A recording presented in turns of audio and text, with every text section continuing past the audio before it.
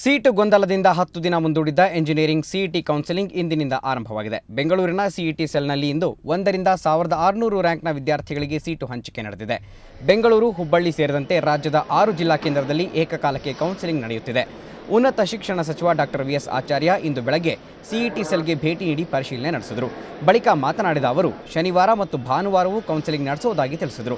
ವಿದ್ಯಾರ್ಥಿಗಳ ಹಿತದೃಷ್ಟಿಯಿಂದ ನಿಗದಿತ ದಿನದೊಳಗೆ ಕೌನ್ಸೆಲಿಂಗ್ ಮುಗಿಸುವುದಾಗಿ ಹೇಳಿದರು.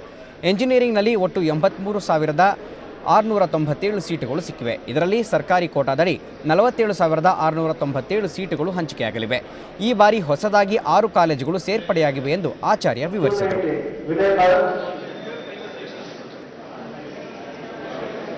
ರ್ಯಾಂಕ್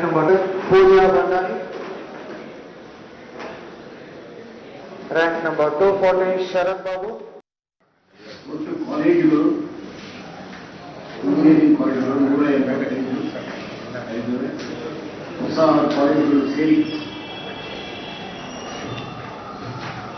ಸರ್ಕಾರಿ ಕಾಲೇಜಿನಲ್ಲಿ ನೇರವಾಗಿ 3,250 ಸೀಟುಗಳು, 4,231 ಸೀಟುಗಳಾಗ್ತವೆ.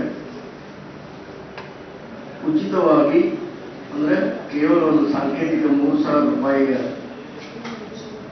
3,090 ಒಟ್ಟು 6,591 ಜನ ಹೊಸದಾಗಿ ಆ ಕಕ್ಷೆಗೆ ಬಂದಿದ್ದಾರೆ.